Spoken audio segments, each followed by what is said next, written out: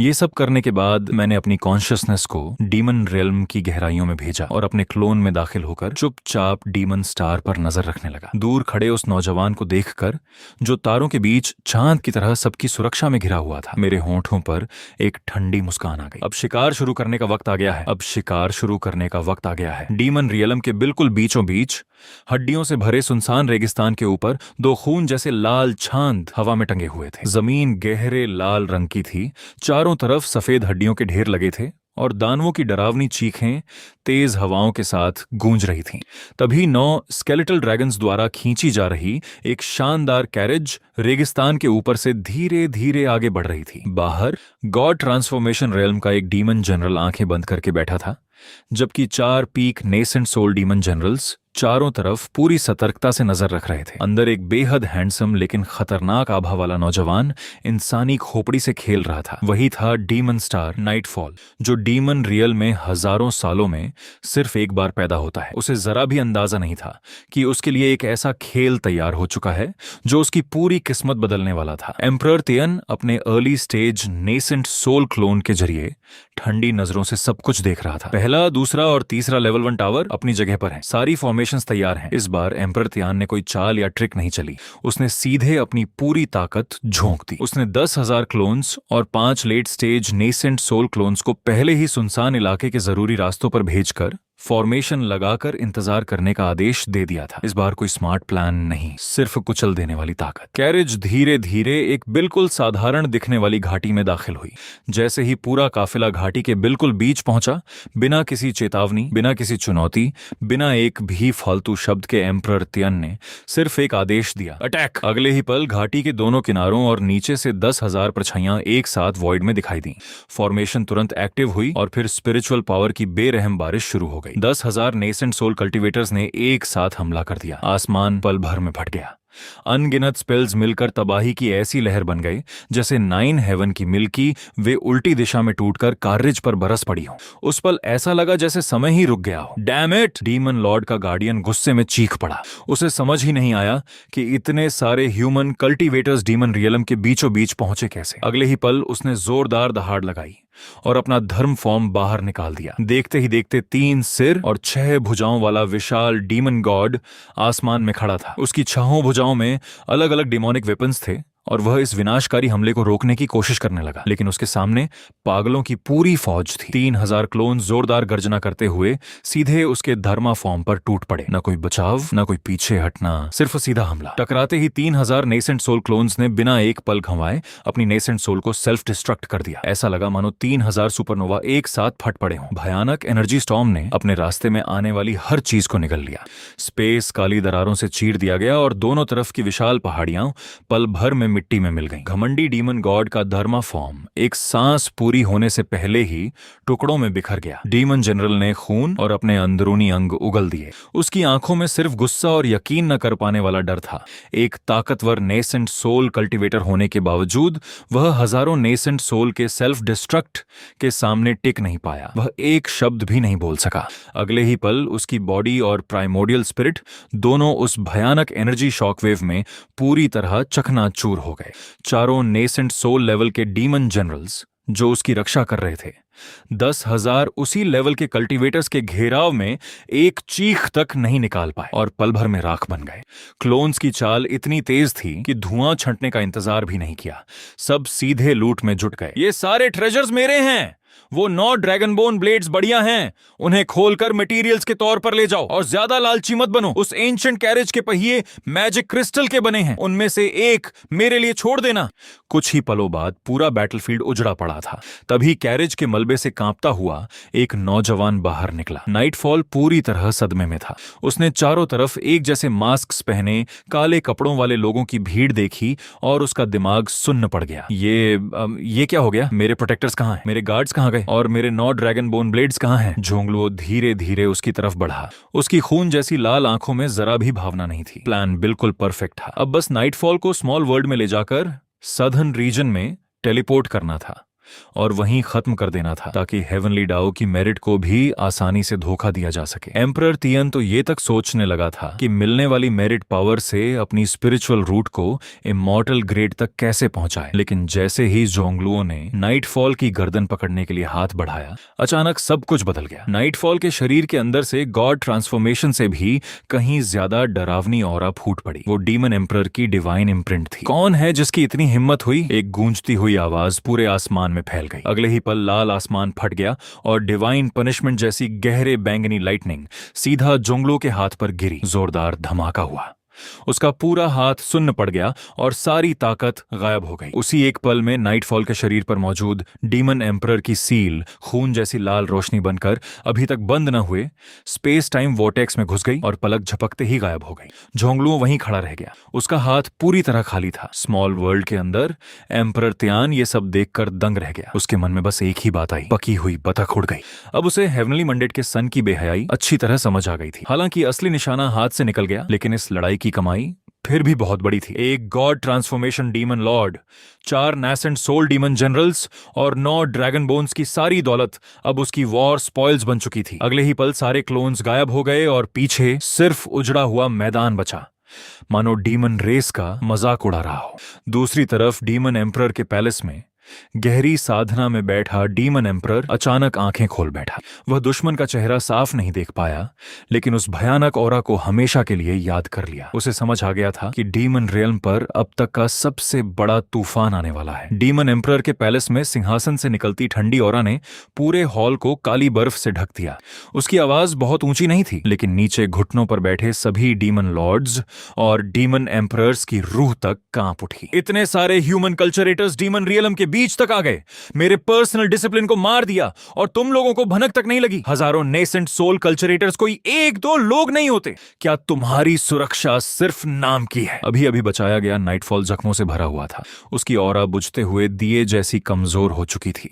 वह सिर झुकाकर खड़ा रहा। उसे साफ महसूस हुआ कि डीमन एम्परर की नजर उस पर ठहरी हुई है और उस नजर में सिर्फ निराशा थी। फिर डीमन एम्परर ने ठंडी आवाज में आदेश दिया, आज से नाइटफॉल डीमन स्टार को डीमन एम्परर पैलेस में बंद रखा जाएगा। गॉड ट्रांसफॉर्मेशन तक पहुंचे बिना वह एक कदम भी बाहर नहीं जाएगा। यह सुनते ही नाइटफॉल का शरीर कांप उठा। उसकी आंखों में बगावत साफ दिख रही थी, लेकिन वह सिर झुकाकर बोला, आपका डिसाइपल आदेश का पालन करेगा। डीमन एम्परर ने फिर कहा, पूरे 9 अंडरवर्ल्ड्स को सील कर दो, पूरी डीमन आर्मी को भेज दो। उन मास्क पहने चूहों को मैं जमीन खोदकर भी ढूंढ निकालूंगा। सभी डेमन्स एक साथ बोले, हम आदेश का पालन करेंगे। डेमन एम्परर गरजा, अभी तक यहीं खड़े हो? क्या मैं तुम्हें खाने पर बुलाऊं? निकलो यहां से। उसके गरजते ही पूरा 9 अंडरवर्ल्ड्स हरकत में आ गया।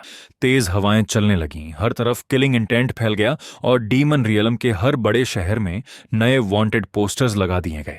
उन पर काले कपड़े और एक जैसे मास्क पहने कल्टीवेटर्स की तस्वीरें थीं। इनाम इतना बड़ा था कि कई पुराने डीमन लॉर्ड्स भी लालच में बाहर निकल आए। ब्लड थर्स्टी डीमन क्लैन के काउंसिल हॉल में जोंगलू अकेला बचा हुआ गवाह बनकर क्लैन चीफ के सामने खड़ा था। तुम भी उस समय वहां थे? क्लैन चीफ ने पूछा। जोंगलू का चेहरा पीला पड़ गया। उसने डर और बेबसी दिखाते हुए जवाब दिया, जी। जैसे ही इमॉर्टल फॉर्मेशन की हलचल महसूस हुई, मैं तुरंत पहुंच गया, लेकिन तब तक बहुत देर हो चुकी थी। दुश्मन बहुत ज्यादा थे। उन्होंने मुझे चारों तरफ से घेर लिया था। बड़ी मुश्किल से जान बचाकर निकल पाया। उसकी एक्टिंग इतनी परफेक्ट थी कि किसी को जरा भी शक नहीं हुआ।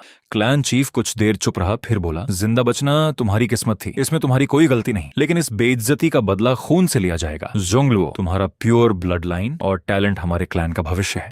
मैं तुम्हें एलीट टीम का लीडर बनाता हूँ। जाओ, उन ह्यूमन बैंडिट्स को ढूंढो और उनका खून बहाओ। अंदर ही अंदर जोंगलुओ हंस पड़ा, लेकिन बाहर से घुटनों पर बैठकर बोला, क्लैन चीफ, आपके भरोसे के लिए धन्यवाद। मैं उन ह्यूमन बैंडिट्स को टुकड़े टुकड़े कर दूंगा। स्मॉल वर्ल्ड के अंदर एम्परर तियान ये मेमोरी देखकर हंसी रोक नहीं पाया। उसने आग लगाने वाले को ही फायर फाइटिंग टीम का लीडर बना दिया था। इससे बड़ा डार्क कॉमेडी और क्या हो सकता था। तभी छोटी डीमन गर्ल घबराकर बोली, बॉस, पूरा डीमन रेल्म सील हो चुका है। हर रास्ते पर ताकतवर डीमन लॉर्ड्स तैनात हैं। अगर हमारे क्लोन्स अभी बाहर गए तो सीधे मर जाएंगे। एम्परर तियान मुस्कुराया और डीमन रियलम का बड़ा मैप दिखाते हुए बोला, किसने कहा कि हम सीधे हमला करेंगे? दुश्मन चाहता है कि हम उसके जाल में फंसें, लेकिन मैं उसे ये मौका ही नहीं दूंगा। फिर उसकी आवाज पूरे स्मॉल वर्ल्ड में गूंज उठी, मेरा आदेश पहुंचा दो। सारे डीमन क्लोन्स छोटे स्पिरिट्स का रूप लेकर 100 की टीम में भट जाए और अलग अलग जगह छिपकर टेलीपोर्ट की तैयारी करें। हमारी स्ट्रैटेजी याद रखो, दुश्मन आगे बढ़े तो पीछे हटो, दुश्मन घेर ले तो उसे परेशान करो, दुश्मन थक जाए तो हमला करो। और अगर वो भागे तो उसका पीछा करो। उसी पल एम्परर तियन की पागलपन भरी गेरिला वॉर आधिकारिक रूप से शुरू हो गई। डीमन रियल्म के पूर्वी इलाके में फर्स्ट लीजन तलाशी अभियान चला रही थी कि तभी एक मैसेंजर भागता हुआ आया। रिपोर्ट, पश्चिम वाले ब्लैक स्टोन रिज का सप्लाई डेपोट जला दिया गया। डीमन एम्परर ने गुस्से में मेज पर मुक्का मारा। क्या वो इलाका तो थर्ड लेजन के जिम्मे था? मैसेंजर लगभग रोते हुए बोला। 3 दिन पहले थर्ड लेजन बैंडिट्स का पीछा करते हुए दक्षिण के दलदल में चली गई थी, अभी तक वापस नहीं आई। दूसरी तरफ दक्षिण के एक डीमन सिटी में लुकास दोनों हाथ कमर पर रखकर 100 नेसेंट सोल क्लोन्स पर चिल्ला रहा था। जल्दी करो, बॉस हमारे लौटने का इंतजार कर रहे हैं। वॉल्ट का दरवाजा ब्लैक आयन और डिमोनिक गोल्ड का है। दरवाजा छोड़ो, पूरी दीवार उखाड़ कर ले जाओ। दीवार पर लगी पेंटिंग भी निकाल लो। सिटी लॉर्ड का थ्रोन भी उठा लो और उसके पैरों के नीचे रखा स्पिरिट आयन का पत्थर मत भूलना। बाहर सिटी लॉर्ड के परिवार वाले घुटनों पर बैठे रो रहे थे, लेकिन 99 नेसेंट सोल की ऑरा के सामने किसी में सिर उठाने की भी हिम्मत नहीं थी। उधर जोंगलो एलीट टीम लेकर पहाड़ों में खोज कर रहा था कि एक क्लोन दौड़ता हुआ आया। एक लावारिस हाई ग्रेड डिमोनिक हर्ब्स वाला गार्डन मिला है। जोंगलो ने तुरंत गंभीर चेहरा बनाया, मैप देखा और बोला, यहाँ डेमोनिक एनर्जी कुछ गड़बड़ है, पूरा इलाका सील करो, मुझे शक है ये क्लैन यहीं छिपा है। आधे घंटे बाद जोंगलो संतुष्ट होकर वहां से चला गया। पीछे सिर्फ 3 फुट गहरा गड्ढा बचा था, एक भी जड़ नहीं छोड़ी गई थी। उसने कम्युनिकेशन स्टोन दबाकर अफसोस जताते हुए कहा, माय लॉर्ड, हम एक कदम देर से पहुंचे। इस जगह को बैंडिट्स अभी अभी लूट कर ले गए। सिर्फ आधे महीने के अंदर पूरा डीमन रिल्म ऐसे लुट चुका था जैसे खुद डीमंस पर कोई और भी ज्यादा खतरनाक डीमन टूट पड़ा हो। सिर्फ एक डीमन क्लोन ने पूरे डीमन रिल्म में ऐसा हंगामा मचा दिया कि लाखों डीमन सोल्जर्स पूरे दिन बस इधर उधर दौड़ते रह गए। कभी आग बुझाने भागते तो कभी किसी और जगह लगी आग बुझाने निकल पड़ते, लेकिन एक भी क्लोन को जिंदा नहीं पकड़ पाए। जैसे ही कोई क्लोन घिरता, पूछताछ का मौका देने से पहले ही अपनी नेसेंट सोल को सेल्फ डिस्ट्रक्ट कर देता। उनकी सप्लाई लाइंस 7-8 बार काट दी गईं और पूरी आर्मी का मोराल जमीन पर आ गिरा। दूसरी तरफ हेवनली कोर्ट के स्मॉल वर्ल्ड में डीमन क्रिस्टल्स, डीमन मेडिसिन्स और रेयर रिफाइनिंग मटेरियल्स के पहाड़ लग चुके थे। छोटी डीमन गर्ल डीमन क्रिस्टल्स के ढेर पर लौटते हुए खुशी से चिल्ला रही थी, हम मालामाल हो गए, इस बार तो सच में जैकपॉट लग गया। फिर वह पागलों की तरह सारे रिसोर्सेज एम्परर तियन को ट्रांसफर करने लगी ताकि और भी high level cultivation techniques deduce की जा सकें। उसी दिन ईथन की टीम मिशन पर थी। बॉस, उत्तर की तरफ मुझे एक फॉरबिडन एरिया मिला है, divine demon abyss. Vision sync होते ही एम्परर तियन ने देखा कि जमीन के बीचों बीच एक विशाल काली खाई फैली हुई थी जिसकी गहराई का कोई अंत नहीं था। उसके अंदर से निकलने वाली काली हवाएं किसी को भी टुकड़े टुकड़े कर सकती थीं। ईथन ने आगे कहा, इंफॉर्मेशन के मुताबिक डिवाइन डीमन एबिस के अंदर एंशियंट डीमन गॉड की इनहेरिटेंस छिपी है, और सबसे जरूरी बात, डीमन एम्परर ने यह जगह खास नाइटफॉल के लिए तैयार की थी ताकि वह सिक्लूजन से निकलने के बाद अपनी ताकत और मजबूत कर सके। ये सुनते ही एम्परर तियन की आंखों में ठंडी चमक आ गई। नाइटफॉल के लिए तैयार किया गया मौका चुरा लो। उसके होंठों पर हल्की मुस्कान आ गई। मार नहीं पाया तो क्या हुआ, उसका सब कुछ छीन लूंगा। जब वो सिक्लूजन से बाहर निकलेगा तो उसके हाथ कुछ भी नहीं होगा। Divine demon Abish demon realm के सबसे उत्तरी बर्फीले इलाके में मौजूद एक विशाल काली दरार थी, मानो किसी एंशिएंट गॉड और डीमन की लड़ाई ने धरती को चीर दिया हो। ऊपर हमेशा काली आंधियां चलती रहती थीं, जो कभी डीमनिक मॉन्स्टर्स का रूप ले लेती तो कभी अदृश्य ब्लेड्स बनकर स्पेस तक को काट देती। जानकारी के मुताबिक गॉड ट्रांसफॉर्मेशन कल्टीवेटर भी वहां जिंदा नहीं रह सकता था, और वॉइड रिफाइनिंग लेवल का डीमन एम्परर भी आसानी से अंदर जाने की हिम्मत नहीं करता था। लेकिन एम्परर तियन के लिए ये कोई समस्या नहीं थी। छोटी डीमन गर्ल घबराकर बोली, बॉस, क्या हम सच में सीधे अंदर जाएंगे? ये ब्लैक विंड नैसेंट सोल क्लोन्स को पल भर में मार डालेगी। एम्परर तियन नीचे खड़े 20,000 नैसेंट सोल क्लोन्स को देखकर मुस्कुराया। किसने कहा सीधे घुसेंगे? डीमंस हर चीज ताकत से हल करते हैं, लेकिन इंसान दिमाग से जीतते हैं। उसने तुरंत आदेश दिया, सारे क्लोन्स ज्वानवू इंपीरियल हेवन फॉर्मेशन को बेस बनाकर डीमन रेल्म की एनर्जी के हिसाब से नई फॉर्मेशन डिड्यूस करो। अगले ही पल करोड़ों डेटा स्ट्रीम्स दौड़ने लगी। हवा में फॉर्मेशन और रून्स से भरी स्क्रीन्स चमकने लगी। सिर्फ आधे घंटे बाद रिपोर्ट आई, बॉस, ज्वानवू प्रिजन फॉर्मेशन तैयार है। अगले ही पल 20,000 black robe nascent soul clones divine demon abyss के बाहर टेलीपोर्ट हो गए। Formation activate. डेंटे के आदेश के साथ ही 20,000 क्लोन्स ने अपनी पावर जमीन में डाल दी। काली फॉर्मेशन पैटर्न्स चारों तरफ फैल गईं और सैकड़ों मील तक फैला एक विशाल फॉर्मेशन बन गया। उसके बीचों बीच प्योर एनर्जी से बना एक विशाल ब्लैक टॉर्टोइज धीरे धीरे दिखाई देने लगा। उसकी शेल पर अनगिनत रून्स चमक रहे थे। उसने आगे बढ़ते हुए ब्लैक विंड को सीधे झेल लिया। करोड़ों धारदार हवाएं उसकी शेल से टकराईं, लेकिन सिर्फ हल्की लहरें पैदा कर पाईं। उसे 1 इंच भी पीछे नहीं धकेल सकी। दूसरी तरफ लूकस 1000 से ज्यादा क्लोन्स को लेकर डीमन एबिस के अंदर घुस चुका था। सबकी आंखें चमक रही थीं। जल्दी करो, इस बार तो हम सच में अमीर बनने वाले हैं। अंदर का नजारा देखकर एक क्लोन चीख पड़ा। यहां की डिमोनिक एनर्जी इतनी गाढ़ी थी कि लगभग तरल बन चुकी थी। जमीन पर हजारों साल पुराने हाई ग्रेड डिमोनिक हर्ब्स ऐसे उग रहे थे जैसे सड़क किनारे घास उगती हो। वो ड्रैगन ब्लड डीमन हर्ब है, कम से कम 3000 साल पुरानी। उधर 9 नेदर सोल ग्रास है, जल्दी उखाड़ो। लुकास के आदेश के साथ ही हजारों क्लोन्स हार्वेस्ट मशीन्स बन गए। जेट बॉक्सेस और स्पेशल कंटेनर्स निकालकर इतनी सफाई से सब कुछ समेटने लगे कि पीछे घास का एक तिनका तक नहीं बचा। रूट्स मत तोड़ना, वो भी काम आएंगी। और ये मिट्टी भी निकाल लो, इसमें भी कोई खजाना छिपा होगा। देखते ही देखते पूरी जमीन तक खोद डाली गई। दूसरी तरफ जोंगलुओ और इथान अली टीम के साथ एबिस के सबसे अंदर वाले हिस्से की तरफ बढ़ रहे थे। जितना अंदर जाते उतना ही दबाव बढ़ता जा रहा था, जैसे कोई एंशिएंट मॉन्स्टर गहरी नींद में सो रहा हो। थोड़ी देर बाद वे एक विशाल अंडरग्राउंड केव के सामने पहुंचे। एंट्रेंस पर गॉड ट्रांसफॉर्मेशन लेवल के कई विशाल स्केलेटन पड़े थे। गुफा के अंदर से किसी विशाल जीव की हार्ट बीट युद्ध के नगाड़ों की तरह गूंज रही थी। धड़म धड़म धड़म। ईथन बोला, बॉस यही जगह। इन्फॉर्मेशन के मुताबिक यहाँ एबिसल डीमन ड्रैगन रहता है। उसकी ताकत कम से कम हाफ स्टेप वॉइड रिफाइनिंग है। वो डीमन गॉड मैरो फ्लूइड की रक्षा कर रहा है। जोंगलो ने गहरी सांस ली। उसके शरीर का रॉयल ब्लड लाइन धीरे धीरे एक्टिवेट हुआ और उसकी ओरा सीधी केव के अंदर पहुंच गई। अगले ही पल अंदर से ऐसी दहाड़ गूंजी कि पूरा डिवाइन डीमन एबिस कांप उठा। अंधेरे में से पहाड़ जितना विशाल एबिसल डीमन ड्रैगन धीरे धीरे बाहर निकला। उसके पूरे शरीर पर काले ड्रैगन स्केल्स थे जिनसे नीली डिमोनिक फ्लेम्स निकल रही थी। उसकी एकमात्र आंख पिघले हुए लावे की तरह चमक रही थी और उसकी नजर सीधी झोंगलुओं पर टिक गई। लेकिन जैसे ही डीमन ड्रैगन हमला करने वाला था, उससे 500 मील दूर अचानक आसमान फाड़ देने वाला धमाका हुआ। एक विशाल मशरूम क्लाउड आसमान में उठ गया और इतनी भयानक शॉकवेव फैली कि पूरी केव जोर से हिल उठी। ये डेंटे था जिसने 3000 क्लोन्स के साथ एक और सेल्फ डिस्ट्रक्ट शुरू कर दिया था। एबिसल डीमन ड्रैगन की जहरीली आंखें पल भर में पागलपन और गुस्से से भर गईं। वह पूरी तरह भड़क चुका था। उसने जोंगलो की तरफ दोबारा देखा तक नहीं। उसका विशाल शरीर काली बिजली बनकर गायब हुआ और सीधे धमाके वाली जगह की तरफ दौड़ पड़ा। उसी पल ईथन की आंखों में चमक आई। वह 100 क्लोन्स को लेकर हरे धुएं की तरह फिसलता हुआ सीधे डीमन ड्रैगन की लेयर में घुस गया। लेयर के बीचों बीच नेचुरल क्रिस्टल से बना एक तालाब था जिसमें सुनहरी रोशनी छोड़ने वाला गाढ़ा तरल भरा हुआ था।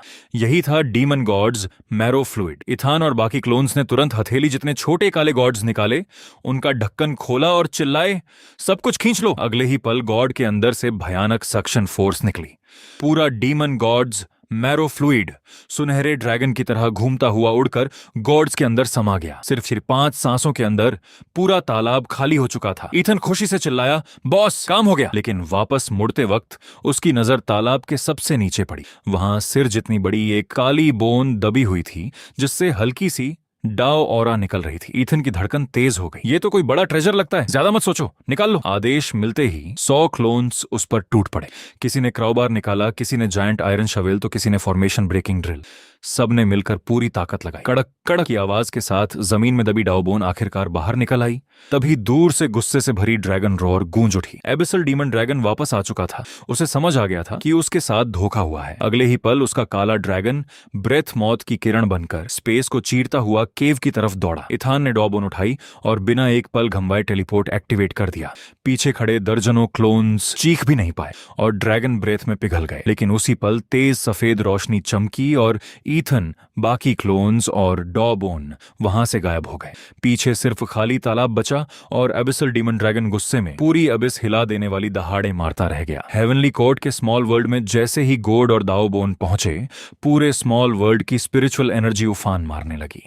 छोटी डीमन गर्ल दोनों ट्रेजर्स के चारों तरफ घूमते हुए लगभग लार टपकाने लगी। हे भगवान, सच में डीमन गॉड्स मैरो और दाओबोन? वो खुशी से उछल पड़ी। ये मैरो बॉस के क्लोन्स को गॉड ट्रांसफॉर्मेशन तक पहुंचा सकती है और ये दाओबोन डिवाइन आर्टिफैक्ट्स बनाने के लिए बेमिसाल मटेरियल है। लेकिन एम्परर तियन की नजर सिर्फ दाओबोन पर थी। उसने जैसे ही उसे छुआ, उसके दिमाग में अनगिनत यादें और जानकारी बाढ़ की तरह घुस गई। ये एक बेहद खतरनाक एंशिएंट डेमोनिक टेक्निक थी, हेवन डेवोरिंग डेमोनिक टेक्निक। इस टेक्निक से किसी भी कल्टीवेटर की कल्टीवेशन और प्रिमोडियल स्पिरिट को निगल कर अपनी ताकत बनाया जा सकता था। ये उसकी पुरानी टेक्निक से भी कई गुना ज्यादा ताकतवर थी। दूसरी तरफ डीमन रेल्म में अबिसल डीमन ड्रैगन पागलों की तरह फॉरबिडन एरिया से निकल चुका था और रास्ते में आने वाली हर चीज तबाह करता जा रहा था। एम्परर तियन ने दाओबोन हाथ में लेकर हल्की मुस्कान के साथ सोचा, अब गॉड ट्रांसफॉर्मेशन मर्सिनरीज की पहली जनरेशन बनाने का समय आ गया है। हेवनली कोर्ट के स्मॉल वर्ल्ड में उसने स्पिरिट स्टोन्स की मदद से टाइम फ्लो को लिमिट तक बढ़ा दिया। बाहर का एक दिन अंदर के 10 साल के बराबर हो गया। Emperor Teeyan heavenly emperor palace में ध्यान लगाकर बैठा था। सामने छोटी डीमन गर्ल गंभीर चेहरे के साथ हवा में तैर रही थी। उसके पीछे अनगिनत क्लोन्स कोई किताबें पढ़ रहे थे, कोई मेडिटेशन कर रहे थे, तो कोई स्पिरिचुअल पावर पर एक्सपेरिमेंट कर रहे थे। उनकी सारी समझ और अनुभव लगातार डेटा बनकर छोटी डीमन गर्ल तक पहुंच रहे थे। स्पिरिट स्टोन्स और डीमन स्टोन्स के पहाड़ तेजी से खत्म हो रहे थे। सब मिलकर नई कल्टीवेशन टेक्निक बना रहे थे, जिसमें heavenly demon technique, immortal body और डीमन रेल्म की टेक्निक्स को मिलाया जा रहा था। दूसरी तरफ जोंगलो स्पिरिचुअल स्प्रिंग के बीच बैठा था। उसका पूरा शरीर डीमन गॉड्स मैरो फ्लूइड में डूबा हुआ था। ये मैरो एम्परर तियन ने जानबूझकर उसी के लिए रखा था क्योंकि उसका ब्लड लाइन सबसे प्योर था। समय तेजी से बीत गया। बाहर सिर्फ 3 दिन गुजरे, लेकिन स्मॉल वर्ल्ड में सालों निकल चुके थे। आखिर छोटी डीमन गर्ल ने थकी हुई लेकिन उत्साहित आवाज में black Z slip emperor Tian की तरफ उछालते हुए कहा, हो गया, नई कल्चरेशन टेक्निक तैयार है। इसका नाम हेवनली एम्परर्स डिक्री या फिर डेमनिक गॉड्स डिक्री भी रख सकते हैं। इससे सीधे वॉइड रिफाइनिंग एम्परर तक पहुंचा जा सकता है। उसके बोलते ही स्पिरिचुअल स्प्रिंग के बीच से भयानक डिमोनिक ऑरा फूट पड़ी। जुंगलू ने धीरे धीरे आंखें खोली। उसकी आंखों से लाल डिवाइन लाइट निकली और पल भर में गायब हो गई। उसकी ऑरा अब गॉड ट्रांसफॉर्मेशन अर्ली स्टेज तक पहुंच चुकी थी। एम्परर तियन ने जेड स्लिप पढ़कर संतोष से सिर हिलाया। बहुत बढ़िया, अब डेंटे, लुकास, इथन और लिंगी को भी गॉड ट्रांसफॉर्मेशन अर्ली स्टेज तक पहुंचा दो। आदेश मिलते ही डीमन क्रिस्टल्स और स्पिरिट स्टोन्स पिघलने लगे। डेंटे, लुकास, इथन और लिंगी की ऑरास लगातार बढ़ने लगी। उनकी नैसेंट सोल्स बदलने लगी और उनके आसपास लॉज की पावर दिखाई देने लगी। अब एम्परर तियन के पास गॉड ट्रांसफॉर्मेशन लेवल के 5 असली एक्सपर्ट्स मौजूद थे। वह खड़ा हुआ और बाहर देखते हुए मुस्कुराया। अब डीमन एम्परर को एक शानदार गिफ्ट देने का समय आ गया है। उस समय नॉर्दर्न डीमन रेल्म पूरी तरह अराजकता में डूबा था। अबिसल डीमन ड्रैगन कई डीमन फोर्ट्रेसेस को तबाह कर चुका था और गॉड ट्रांसफॉर्मेशन लेवल के कई डीमन जनरल्स को एक पंजे में कुचल चुका था। आखिर डीमन एम्परर को उसे रोकने के लिए एक डीमन वेनरेबल भेजना पड़ा। एम्परर तियन ने इस सुनहरे मौके को तुरंत पकड़ लिया। उसने छोटी डीमन गर्ल की तरफ देखकर कहा, डीमन एम्परर उस चोर को ढूंढ रहा है जिसने डीमन गॉड्स इनहेरिटेंस चुराई थी, तो चलो उसे एक कल्प्रिट दे देते हैं। डीमन रेल्म के ब्लैक एबिस क्लैन की माइनिंग सिटी के बाहर स्पेस हल्का सा मुड़ा और एम्परर तियन चुपचाप प्रकट हो गया। ब्लैक एबिस क्लैन डीमन एम्परर के रॉयल ब्लड लाइन का ही दूसरा शक्तिशाली क्लैन था और दोनों के बीच लाखों सालों से दुश्मनी चली आ रही थी। एम्परर तियन ने शहर के सबसे ताकतवर डीमन जनरल्स पर नजर डाली और मुस्कुराया। अगले ही पल उसने खुद को ब्लैक एबिस क्लैन के एनवॉय की तरह डिस्गाइज कर लिया और लूटी गई हर जगह पर जानबूझकर ब्लैक एबिस क्लैन की सीक्रेट टेक्निक्स के निशान छोड़ दिए। उसने हाथ उठाया। उसके पीछे एक विशाल नाइटमेयर इल्यूजन उभर आई। सिर्फ एक वॉर में सिटी की डिफेंसिव फॉर्मेशन टूट गई। शहर के हजारों डीमंस कुछ समझ पाते उससे पहले ही नाइटमेयर पावर उनके दिमाग पर छा गई। सभी हमेशा के लिए नाइटमेयर में फंस गए और उनकी लाइफ फोर्स खत्म हो गई। एम्परर तियन आराम से पूरे शहर में घूमता रहा, लाशें और रिसोर्सेज इकट्ठा करता रहा और फिर बिना कोई निशान छोड़े गायब हो गया। कुछ दिन बाद ब्लैक एबिस क्लैन के कैंप के बाहर कई एल्डर्स की लाशें फेंकी गईं। किसी ने चीख कर कहा, यह ब्लड ईटिंग डेमोनिक टेक्निक है, ये हद हो गई। क्या ब्लैक एबिस क्लैन हमें खत्म करना चाहता है? पहले से तनाव में चल रहा माहौल पल भर में फट पड़ा। गुस्से से भरे ब्लैक एबिस क्लैन के एक डीमन लॉर्ड ने सीधे डीमन एम्परर के पर्सनल गार्ड के कमांडर को डुअल की चुनौती दे दी। ब्लैक एबिस क्लैन और डीमन एम्परर की आर्मी के बीच पल भर में लोकल वॉर छिड़ गई। दोनों तरफ की सेनाएं दो काली बाढ़ की तरह एक दूसरे से टकराईं। हर तरफ चीखें, धमाके खून और लाशें ही लाशें थीं, लेकिन असली मजा तो दूर पहाड़ की चोटी पर खड़े एम्परर तियान ले रहे थे। वह ठंडी नजरों से पूरा बैटलफील्ड देख रहा था। उसने तुरंत लूकस की क्लीनअप टीम को आदेश दिया, बॉस आने वाले हैं, तैयारी शुरू करो। दोनों सेनाएं जैसे ही पीछे हटीं, लूकस 1000 से ज्यादा नेसेंट सोल क्लोन्स को लेकर भूखे लकड़बग्घों की तरह बैटलफील्ड पर टूट पड़ा। जल्दी करो, डीमन आर्मी की बॉडीज खराब मत करना, लिटिल डीमन गर्ल को रिसर्च के लिए चाहिए। जमीन पर बची डीमोनिक एनर्जी भी समेट लो, सारा खून इकट्ठा करो, ये भी वैल्यूबल रिसोर्स है। अगले ही पल सारे क्लोन्स दुनिया के सबसे तेज क्लीनर्स बन गए। बैटलफील्ड पर जो भी कीमती चीज थी सब समेट ली गई। एम्परर तियान आराम से पहाड़ पर बैठा दोनों पक्षों की लड़ाई का फायदा उठाकर स्मॉल वर्ल्ड का रिसोर्स वेयरहाउस भरता रहा। तभी डीमन एम्परर पैलेस में मौजूद स्पाई क्लोन से अचानक मैसेज आया, बॉस नाइटफॉल सिक्लूजन से बाहर आ चुका है और गॉड ट्रांसफॉर्मेशन रेल्म में ब्रेक थ्रू भी कर चुका है। एम्परर तियान ने हल्का सा भौहें चढ़ाई, तो अब क्या करने वाला है? स्पाई ने तुरंत जवाब दिया, उसने डीमन एम्परर से हेवन सर्चिंग मिरर मांगा है। उसने कसम खाई है कि वह हमें खुद ढूंढ कर बदला लेगा। उधर ब्लैक नाइटमेयर क्लैन के बैटलफील्ड पर क्लीनअप कर रहा लूकस अचानक रुक गया। उसका दिल जोर से धड़कने लगा। उसने आसमान की तरफ देखा। दूर से सुनहरी रोशनी छोड़ता एक एंशिएंट मिरर पूरे डीमन रेल्म को स्कैन करता हुआ उसकी तरफ आ रहा था। अगले ही पल हेवन सर्चिंग मिरर ने उसे लॉक कर लिया। उसी समय नाइटफॉल की जहरीली आवाज पूरे डीमन रियल में गूंज उठी, आखिर मिल गया तू, अब यहीं रुक, मैं खुद आकर तेरा सिर काटूंगा। दूर आसमान से हजारों ताकतवर ऑराज बिजली की रफ्तार से लूकास की तरफ बढ़ने लगी। स्मॉल वर्ल्ड में एम्परर तियान ये सब देखकर घबराया नहीं। उसके चेहरे पर हल्की मुस्कान आ गई। आखिरकार मास्टरमाइंड खुद मेरे जाल में आ गया। उसे लगता है उसने हमें ढूंढ लिया, जबकि असल में मैंने उसे यहाँ बुलाया है। लुकास ने तुरंत एम्परर तियान से संपर्क किया। बॉस, मैं लॉक हो चुका हूँ। एम्परर तियान शांत आवाज में बोला, बहुत बढ़िया, किसी अच्छे फेंक शुई वाली वैली में जाओ और हमारा बैनर लगा दो। नाम होगा हेवनली बैंडी गैंग। बड़े बड़े अक्षरों में लिखना, हमारे मेहमानों का स्वागत शानदार होना चाहिए। समझ गया? लुकास भागा नहीं। वह आराम से डार्क डीमन ट्राइब की सीमा पर मौजूद एक गोड शेप वैली में पहुंचा। उसने डीमन बीस्ट की खाल से बना विशाल बैनर भाले पर टांगा और वैली के एंट्रेंस पर गाड़ दिया। उस पर बड़े बड़े अक्षरों में लिखा था हेवनली बैंडेड गैंग। फिर वह एक बड़े पत्थर पर आराम से बैठ गया, पैर पर पैर चढ़ाकर, मानो किसी मेले का इंतजार कर रहा हो। कुछ ही देर बाद दूर आसमान काले बादलों से भर गया। अगरबत्ती जलने जितने समय में ही दसियों हजार एलीट डीमन सोल्जर्स की विशाल फ्लीट ब्लड मून को ढंकते हुए वैली के ऊपर पहुंच गई। सबसे आगे वॉरशिप पर खड़ा नाइटफॉल हैवी आर्मर पहने हेवन सर्चिंग मिरर हाथ में लिए नीचे घूर रहा था। जैसे ही उसकी नजर बैनर और आराम से बैठे लुकास पर पड़ी, उसकी आंखों में गुस्सा भड़क उठा। वही मास्क, आज मैं इसे अपने हाथों से टुकड़े टुकड़े करूंगा। लेकिन पिछली हार याद करके उसने जल्दबाजी नहीं की। उसने पहले 1000 डीमन सोल्जर्स की वैनगार्ड टीम को वैली के अंदर भेजा। वे धुंध में घुस गए और फिर कुछ भी नहीं हुआ। न कोई चीख, न कोई धमाका, न कोई एनर्जी फ्लक्चुएशन। वो 1000 एलीट सोल्जर्स ऐसे गायब हो गए जैसे समुद्र में पत्थर डूब जाता है। वॉरशिप पर खड़े सभी डीमन जनरल्स बेचैन हो गए। नाइटफॉल ने तुरंत हेवन सर्चिंग मिरर में पावर डाली। मिरर की गोल्डन लाइट ने धुंध को चीर दिया। उसे वैली के अंदर बस कुछ हजार नेसेंट सोल ऑराज दिखाई दी। नाइटफॉल हंस पड़ा, बस इतना ही? पिछली बार तुमने मुझे सरप्राइज किया था क्योंकि मैं ओवर कॉन्फिडेंट था, लेकिन इस बार मैं 1 लाख डीमन सोल्जर्स और मास्टर का ट्रेजर लेकर आया हूं। देखते हैं अब तुम मुझे कैसे रोकते हो। उसने हाथ उठाकर जोर से आदेश दिया, पूरी आर्मी इस वैली को मिट्टी में मिला दो, एक भी इंसान जिंदा नहीं बचना चाहिए। अगले ही पल डीमन आर्मी काली बाढ़ की तरह वैली के अंदर घुस पड़ी। लेकिन जैसे ही आखिरी वॉरशिप भी अंदर पहुंची, धड़म, दोनों तरफ की पहाड़ियां अचानक बंद हो गईं और वैली का एंट्रेंस पूरी तरह सील हो गया। उसी पल चारों दिशाओं से आसमान छूती लाल एनर्जी बीम्स उठीं और पूरे वैली को एक विशाल एनर्जी बैरियर ने घेर लिया। ये देखकर नाइटफॉल का चेहरा सफेद पड़ गया। बुरा फंस गए, ये ट्रैप है। लेकिन असली डर अभी बाकी था। वैली की सारी धुंध अचानक गायब हो गई। जो पहाड़ अभी तक खाली थे, अब वहां अनगिनत ब्लैक रोब्स और सफेद मास्क पहने लोग खड़े थे, नीचे से लेकर सबसे ऊंची छोटी तक। जहां तक नजर जाती सिर्फ क्लोन्स ही क्लोन्स दिखाई दे रहे थे। पूरे 20,000 कल्टीवेटर्स मौत की सेना की तरह खामोशी से नीचे डीमन आर्मी को घूर रहे थे। सबसे आगे लूकस खड़ा था। उसके शरीर से निकलती गॉड ट्रांसफॉर्मेशन ऑरा 2 पहाड़ों की तरह पूरे बैटलफील्ड पर दबाव बना रही थी। वैली में सन्नाटा छा गया।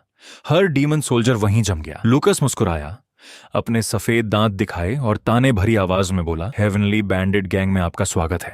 उसने उन्हें सोचने तक का मौका नहीं दिया, बस एक हाथ उठाया और एक शब्द बोला, फायर। अगले ही पल कोई फैंसी टेक्निक नहीं, कोई चमकदार आर्टिफैक्ट नहीं, सिर्फ पागलपन भरी फायर पावर। 20,000 क्लोन्स ने एक साथ अपना दयान हाथ उठाया। उनकी उंगलियां तलवार की तरह आगे इशारा कर रही थीं। Heavenly emperor finger. 20,000 विनाशकारी एनर्जी बीएम्स आसमान में मिलकर चमकती हुई एक विशाल एनर्जी रिवर बन गई। वह चुपचाप वैली के अंदर बह निकली। जहां जहां वह गुजरी, सबसे आगे खड़े 10,000 डीमन सोल्जर्स और उनकी वॉरशिप्स ऐसे गायब हो गए जैसे उन्हें दुनिया से मिटा दिया गया हो। बैटलफील्ड पर अचानक एक अजीब सा खाली इलाका बन गया। जहां अभी कुछ पल पहले हजारों डीमन सोल्जर्स थे, वहां अब कुछ भी नहीं बचा था। ये नजारा देखकर बाकी डीमंस के दिल दहल गए। अब उन्हें समझ आ चुका था कि उनके सामने इंसान नहीं, राक्षस खड़े हैं। नाइटफॉल डर से गरज उठा, रुको इन्हें। लेकिन अब बहुत देर हो चुकी थी। डेंटे पहले ही डीमन एबिस से चुराई गई डीमन गॉड बोन सेबर हाथ में लिए सीधे उसकी सबसे शानदार वॉरशिप के सामने पहुंच चुका था। गॉड ट्रांसफॉर्मेशन की भयानक ऑनरा पूरे बैटलफील्ड में फैल गई। डेंटे ने बिना किसी चमकदार स्लैश के सिर्फ एक वार किया।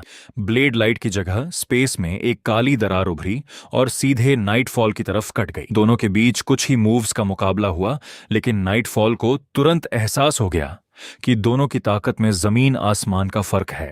हेवनली डाओ का चोजन वन होने के बावजूद वह एम्परर तियान की फाउंडेशन के सामने टिक नहीं पा रहा था। उसकी सारी अकड़ पल भर में टूट गई। घबराकर उसने हेवन सर्चिंग मिरर सामने कर लिया। धड़ा, डीमन गॉड बोन सेबर सीधे मिरर से टकराई। एंशिएंट ट्रेजर दर्द भरी आवाज के साथ दूर उड़ गया और नाइटफॉल बिजली लगने की तरह पीछे जा गिरा। उसके मुंह से खून फव्वारे की तरह निकल पड़ा। डांटे बिना रुके उसके पीछे पहुंचा और उसका गला पकड़ने के लिए हाथ बढ़ाया, लेकिन जैसे ही उसकी उंगलियां नाइटफॉल को छूने वाली थीं, हेवन एंड अर्थ की कोई अदृश्य ताकत बीच में आ गई और उसका हाथ पीछे धकेल दिया। उसी पल नाइटफॉल के सीने पर लगा ब्लड रेड जेड टैलिस्मन टूट गया। वह लाल रोशनी बनकर स्पेस को चीरता हुआ नाइटफॉल को लेकर गायब हो गया। दांटे बस खामोशी से अपना हाथ वापस खींचता रह गया। उधर वैली में डीमन आर्मी का कत्लेआम जारी था। स्मॉल वर्ल्ड में बैठा एम्परर तियन स्क्रीन पर नाइटफॉल को भागते देख बस चुपचाप मुस्कुराया। जैसा सोचा था, हेवनली डाओ का लाडला इतनी आसानी से नहीं मरेगा। नाइटफॉल भाग चुका था, लेकिन उसकी पूरी आर्मी अब भी वैली में फंसी हुई थी। 10,000 elite demon soldiers 20,000 invincible clones के सामने कागज से भी कमजोर साबित हुए।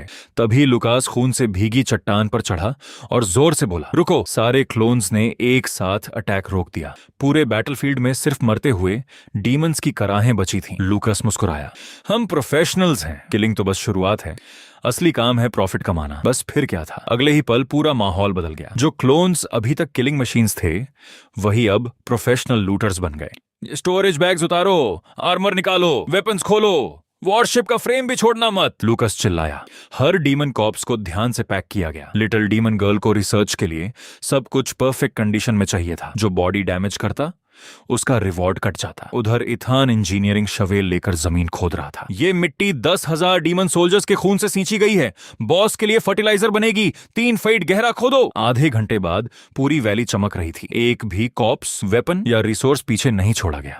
यहां तक कि खून से भीगी मिट्टी भी 3 फीट तक खोदकर उठा ली गई। पूरी वैली आधा मीटर नीचे बैठ चुकी थी। फिर टेलीपोर्ट की सफेद रोशनी चमकी और 20,000 क्लोन्स एक साथ गायब हो गए। हेवनली कोर्ट के स्मॉल वर्ल्ड में तो जैसे त्योहार मन रहा था।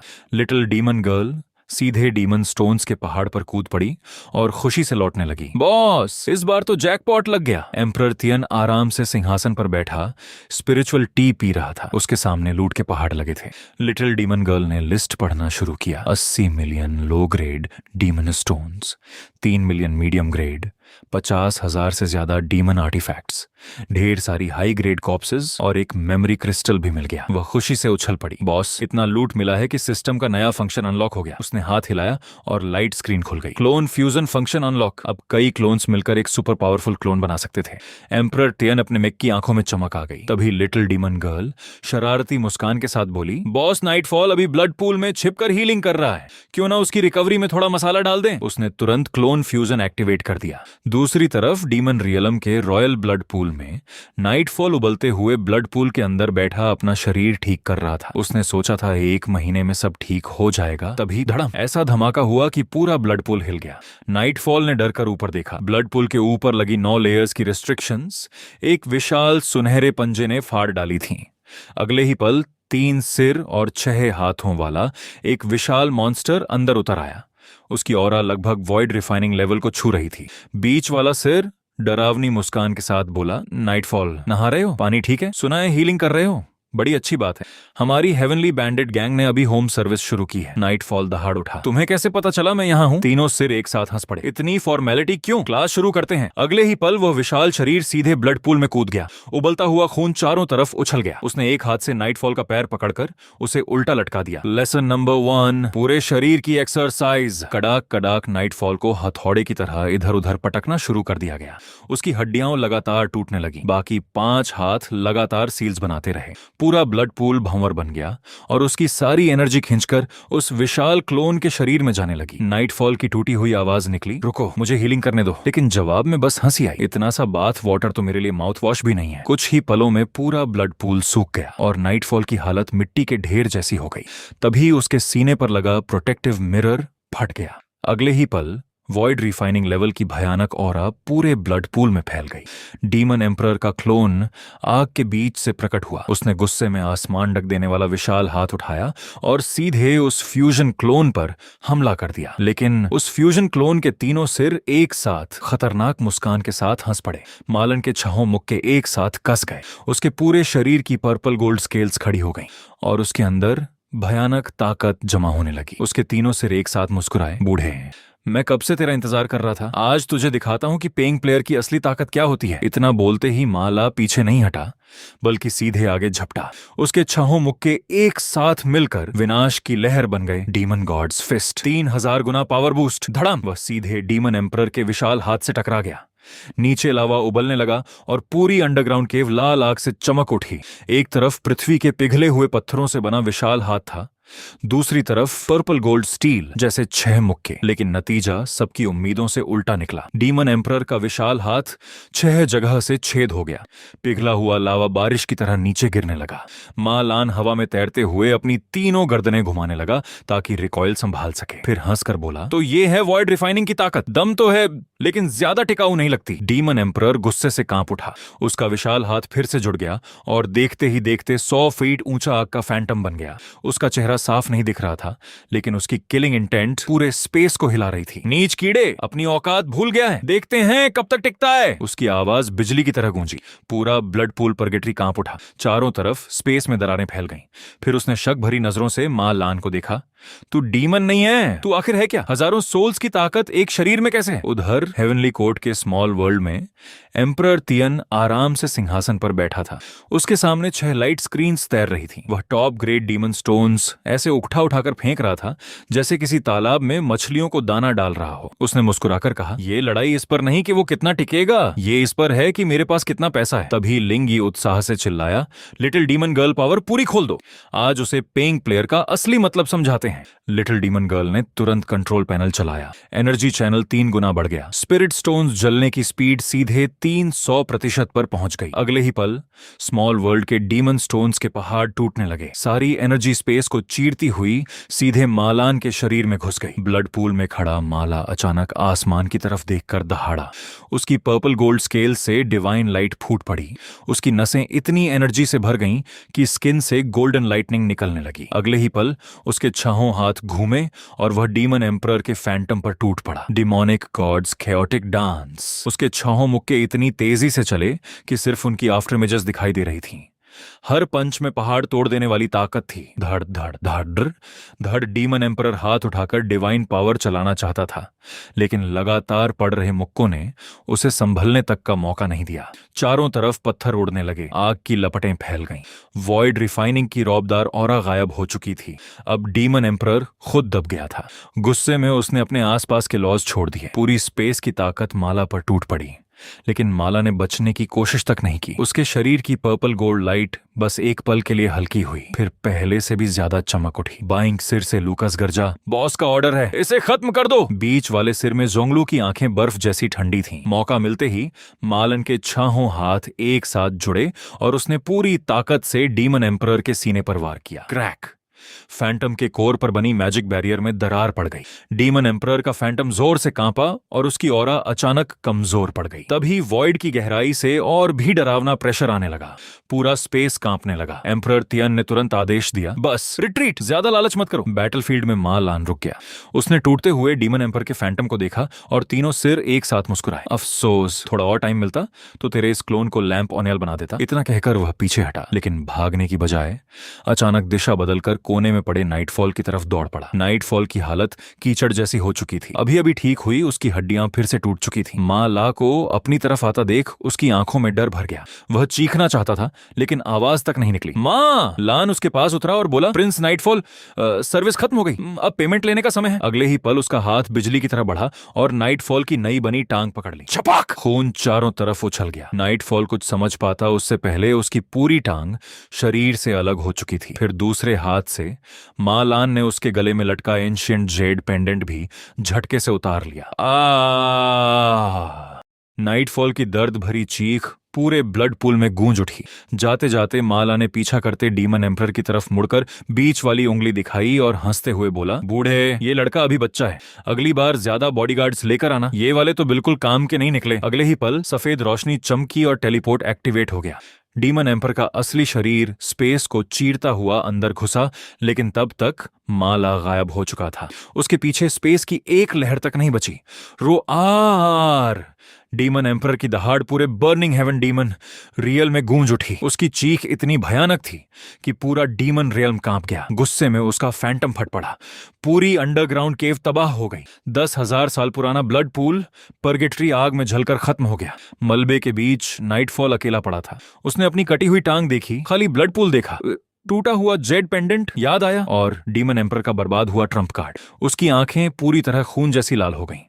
उसने मारा के गायब होने वाली दिशा में घूरते हुए ऐसी दहाड़ मारी कि उसके अपने वोकल कॉर्ड्स फट गए। फिर उसने गुस्से में अपने ही हाथ का मांस दांतों से नोच डाला ताकि ये बेइज्जती कभी भूल न सके। उसी समय हेवनली कोर्ट के स्मॉल वर्ल्ड में सफेद रोशनी चमकी और माँ ला का विशाल शरीर जमीन पर आ गिरा। जैसे ही वह उतरा, उसका 3 सिर और 6 हाथों वाला रूप बिखरकर लाइट में बदल गया। दांटे, लुकास और जोंगलो के चेहरे सफेद पड़ चुके थे। सब जमीन पर गिरकर हांफने लगे। जोंगलो किसी तरह खड़ा था, लेकिन उसकी तलवार पकड़ने वाला हाथ भी कांप रहा था।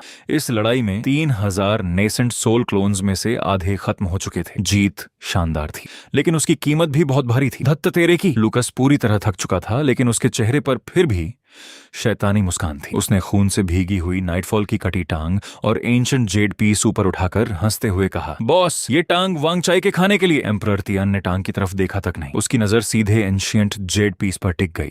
बाहर से वह बिल्कुल साधारण लग रही थी, लेकिन सिस्टम की नजर में उससे हल्की सुनहरी रोशनी निकल रही थी। अगले ही पल सिस्टम की आवाज गूंजी, special item detected, ancient immortal demon battlefield का रेमनेंट। यह एंशिएंट बैटलफील्ड की का एक हिस्सा है। एम्परर तियान हल्का सा हंस पड़ा। उसने मन ही मन सोचा, नाइटफॉल सन ऑफ डेस्टिनी कम और मेरा सबसे मेहनती डिलीवरी बॉय ज्यादा है। हर बार पिटकर मेरे लिए नया ट्रेजर लेकर आता है। उसने आराम से लिटिल डीमन गर्ल की तरफ देखा और बोला, इस टांग को रिफाइन करो। सन ऑफ डेस्टिनी के शरीर में डेस्टिनी लॉज होती हैं। सिर्फ एक टांग भी अनमोल रिसोर्स है, इसे बर्बाद मत करना। लिटिल डीमन गर्ल पता नहीं कहां से एक विशाल सिरिंज निकाल लाई। उसकी आंखें चमक उठीं और वह खुशी खुशी उस टांग पर टूट पड़ी। लूट का काम खत्म होने के बाद एम्परर तियन ने बाहर की तरफ देखा। डीमन रेल्म में इतनी बड़ी तबाही मच चुकी थी कि डीमन एम्परर अब जरूर पागल हो जाएगा। अगला सर्च ऑपरेशन पहले से भी ज्यादा खतरनाक होने वाला था। उसने जोंगलुओं को आदेश दिया, तुम वापस डीमन रियलम जाओ और पहले की तरह हिडन रहो, अभी शोर कम होने दो। इतना कहकर एम्परर तियान सोच में डूब गया। मेरी फाउंडेशन अभी भी कमजोर है, सिर्फ लूट करके काम नहीं चलेगा। मुझे स्टेबल रिसोर्स इनकम चाहिए, वरना ऐसे ही चलता रहा तो पुराने मॉन्स्टर्स भी बाहर निकल आएंगे। अब गेम मैप बदलने का समय है। उसके सामने की स्क्रीन बदल गई। अब उसमें एक 3 साल का बच्चा दिखाई दे रहा था, फटे हुए कपड़े पहने, गांव के बाहर एक बड़े पत्थर पर बैठा, लेकिन उसकी आंखें किसी बूढ़े सेज जैसी गहरी थीं। यही था लिन फैन, इमॉर्टल दाओ का सन ऑफ डेस्टिनी, जिसे लिंग यी न्यू फैमिली विलेज से लेकर आया था। इतने दिनों से एम्परर तियन उसे स्मॉल वर्ल्ड के एक कोने में पाल रहा था। स्क्रीन देखते हुए एम्परर तियन ने धीरे से कहा, सच में एक रफ डायमंड। फिर उसने मन ही मन फैसला किया, डेमन रियल्म को जितना लूटना था लूट लिया। अब नई जमीन पर नए बीज बोने का समय है। हेवनली कोर्ट का स्मॉल वर्ल्ड अब किसी किंगडम से कम नहीं लग रहा था। हर तरफ रिसोर्सेज के पहाड़, स्पिरिचुअल एनर्जी और ट्रेजर ही ट्रेजर था। एम्परर तियन अपने थ्रोन पर बैठा एंशिएंट जेड पीस से खेल रहा था। दूसरी तरफ लिटिल डीमन गर्ल एक विशाल एबिकस लेकर खुशी खुशी हिसाब लगा रही थी।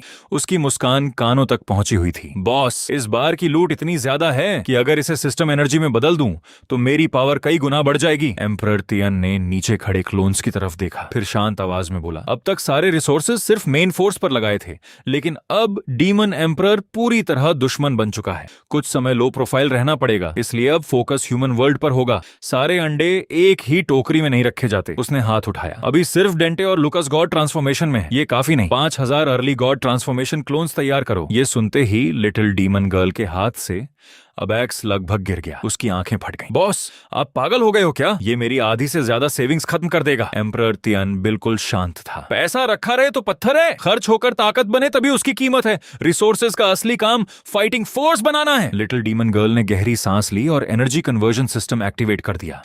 उसने 5000 नेसेंट सोल क्लोन्स को लॉक किया और गॉड ट्रांसफॉर्मेशन एनर्जी उनमें डालनी शुरू कर दी। अगले ही पल पूरे स्मॉल वर्ल्ड का आसमान बदल गया।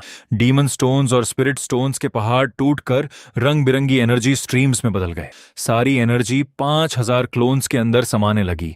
वे सभी मेडिटेशन में बैठ गए। यहां न कोई बॉटलनेक था, न इनर डीमन, न एनलाइटनमेंट की जरूरत। सिस्टम के सामने सिर्फ एक नियम था, पैसा दो, पावर लो। अगरबत्ती जलने जितने समय में पहला गॉड ट्रांसफॉर्मेशन ऑरा फूटा, फिर दूसरा, फिर तीसरा, और देखते ही देखते 5000 गॉड ट्रांसफॉर्मेशन एक्सपर्ट्स एक साथ खड़े हो गए। उनकी ऑरा से पूरा स्मॉल वर्ल्ड कांपने लगा। 5000 God transformation cultivators. Southern reason में जहां एक गॉड ट्रांसफॉर्मेशन कल्टीवेटर पूरी सेक्ट को टॉप पावर बना देता था, वहीं एम्परर तियन के पास अब ऐसे 5000 एंसेस्टर लेवल एक्सपर्ट्स थे। एम्परर तियन खड़ा हुआ। उसकी आंखों में तेज चमक आ गई। ठीक है, शो ऑफ बहुत हो गया, अब काम पर लगो। उसने आदेश दिया। ये 5000 लोग 2 ग्रुप्स में बटेंगे। पहले ग्रुप में 4000 लोग होंगे। तुम सब सदर्न रीजन के 108 मेन सिटीज और बड़े कल्टीवेशन सेंटर्स में फैल जाओ।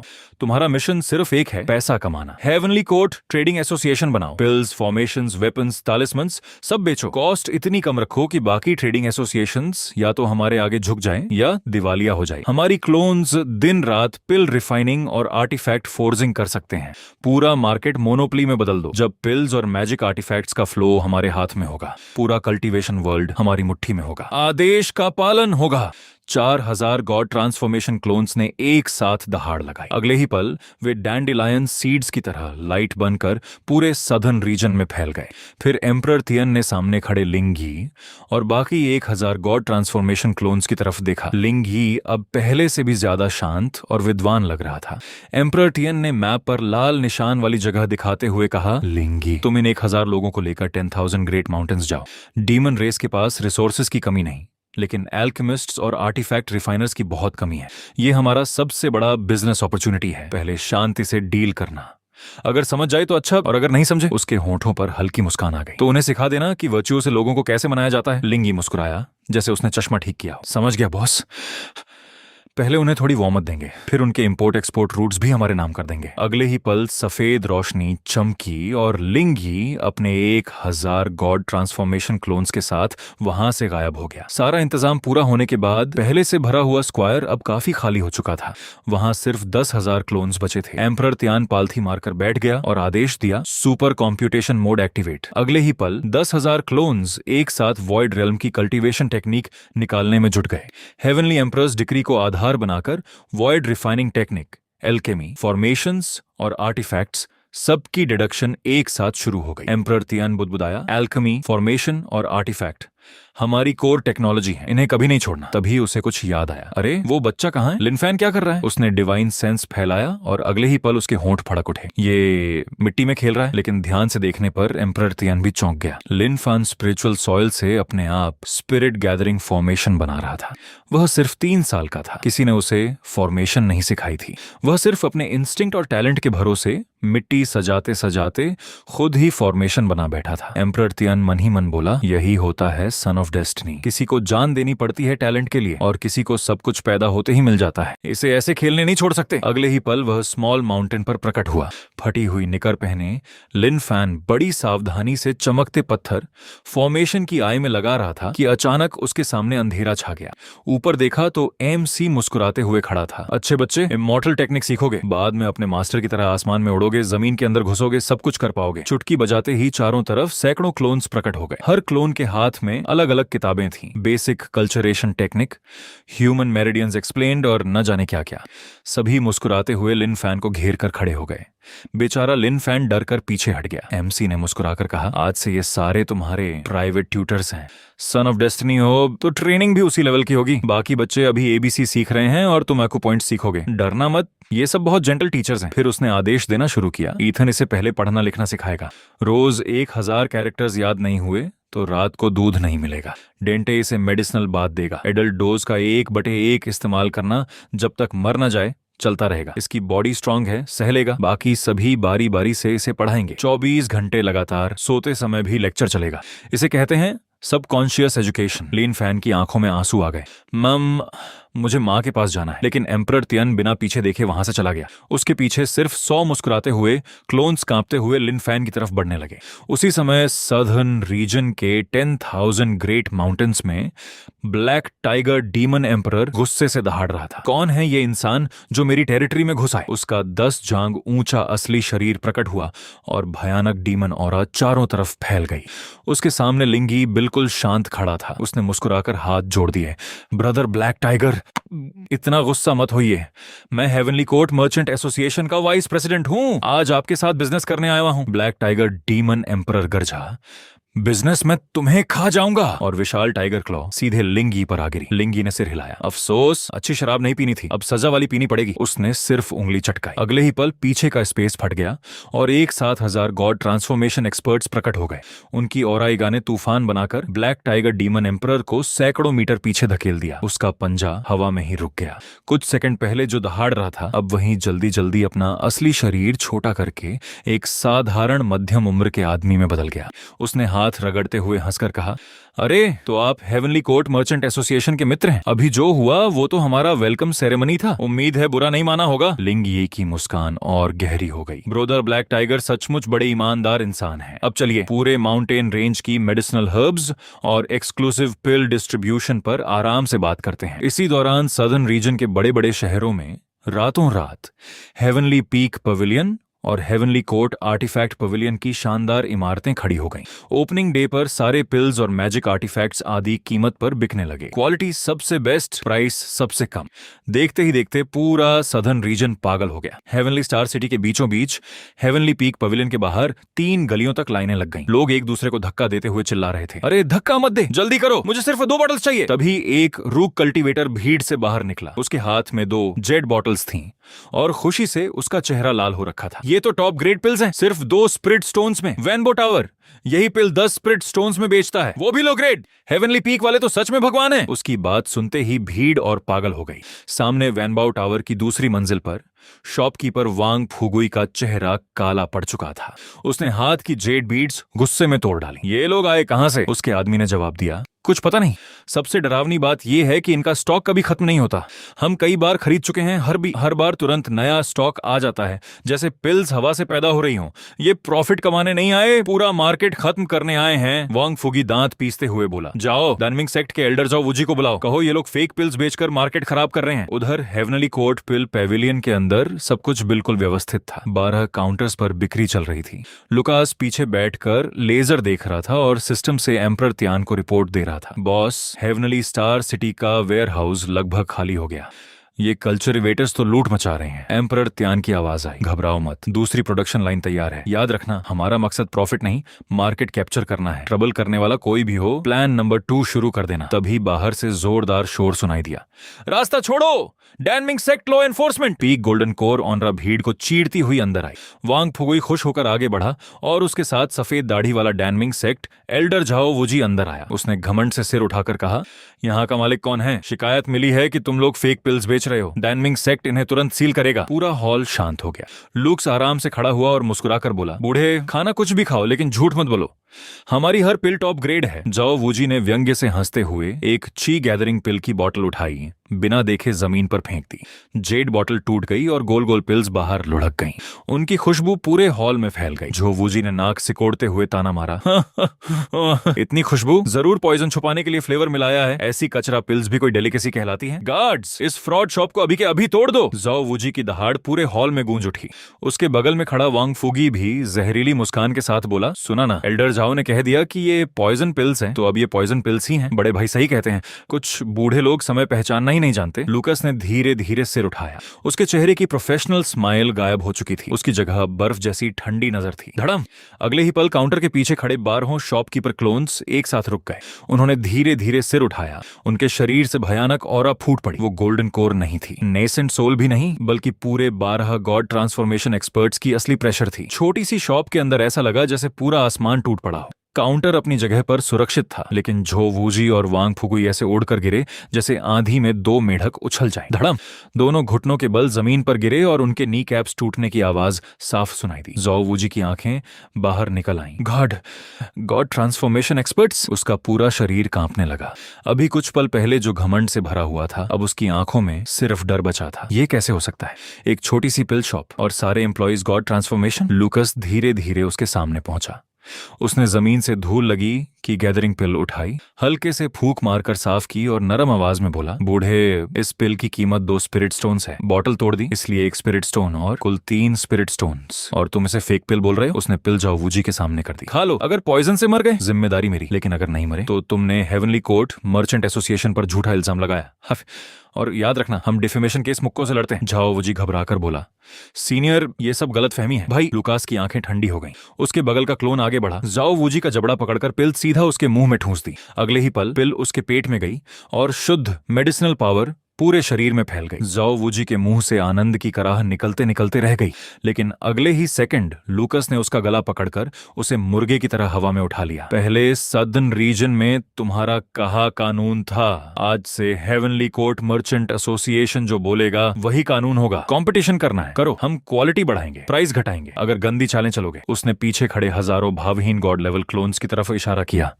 तो मेरे पास कई हजार बदतमीज भाई हैं, तब हेडक्वार्टर में चाय पीने जाओगे और आज जैसी इज्जत नहीं मिलेगी। इतना कहकर उसने झो वूजी और वांग फुगुई दोनों को ऐसे फेंका जैसे कचरा हो। दोनों उड़ते हुए सीधे बाहर जाकर वैनबाओ टावर के गोल्डन साइने बोर्ड से टकराए। धड़ाम! साइने बोर्ड बीच से टूट गया और पूरी सड़क पर सन्नाटा छा गया। अगले ही पल लुकास ने फिर ताली बजाई और मुस्कुराकर बाहर खड़े कल्टीवेटर से बोला, छोटी सी गड़बड़ हो गई, सब लोग डर गए होंगे। माफी के तौर पर आज वेटिंग टाइम आधा घंटा कम कर दिया जाता है। इतना सुनते ही भीड़ खुशी से पागल हो गई। किसी ने जाओ वूजी की तरफ पलटकर भी नहीं देखा। सब लोग फिर से हेवनली कोर्ट पिल पवेलियन के अंदर टूट पड़े। उसी समय 10,000 ग्रेट माउंटेन्स में ब्लैक टाइगर डीमन एम्परर की गुफा के अंदर अजीब माहौल था। एक तरफ लिंगी आराम से चाय पी रहा था, दूसरी तरफ ह्यूमन फॉर्म में बैठा ब्लैक टाइगर डीमन एम्परर पसीने से भीगा हुआ कॉन्ट्रैक्ट को घूर रहा था। गुफा के बाहर 1000 God transformation clone square formation में एक्सरसाइज कर रहे थे। हर कदम पर पूरा पहाड़ कांप रहा था। ये बिजनेस मीटिंग कम फोर्स्ड नेगोशिएशन ज्यादा लग रही थी। ब्लैक टाइगर डीमन एम्परर हिचकिचाते हुए बोला, वाइस चेयरमैन लिंगी, ये टर्म्स थोड़ी ज्यादा नहीं है? अब से हमारी सारी स्पिरिचुअल हर्ब्स सिर्फ आपको बेचनी होंगी और प्राइस भी मार्केट से कम। लिंगी ने आराम से चाय रखी। ब्रदर ब्लैक टाइगर, हम कैश देंगे, कोई उधार नहीं। बदले में ट्रांसफॉर्मेशन पिल्स और बोन मैरो फ्लूइड भी डिस्काउंट पर देंगे। और वैसे, उसने हल्की मुस्कान के साथ कहा, पास वाला वुल्फ क्लैन भी इस डील में बहुत इंटरेस्टेड है। अगर हमारे 1000 भाई उनसे मिलने चले जाएं तो शायद वुल्फ एम्परर ज्यादा खुश होगा। ये सुनते ही ब्लैक टाइगर डीमन एम्परर का चेहरा उड़ गया। अगर ये लोग वुल्फ क्लैन से मिल गए तो सबसे पहले उसी का क्लैन खत्म होगा। उसने बिना एक सेकंड गवाए कॉन्ट्रैक्ट पर साइन कर दिया। आज से tiger clan heavenly court merchant association का सबसे वफादार पार्टनर है। जो भी तुम्हारे बिजनेस में रुकावट डालेगा, ये पहले मैं उसे काटूंगा। लिंगी संतुष्ट होकर मुस्कुराया। यही तो चाहिए था, बिजनेस में हार्मनी सबसे जरूरी है। फिर वह गुफा के बाहर आया और बोला, ब्रदर ब्लैक टाइगर, एक छोटी सी हेल्पर चाहिए। बाकी डीमन एम्परर्स को मैसेज भेज दो, heavenly court merchant association demon race में ब्रांचेस खोलना चाहता है।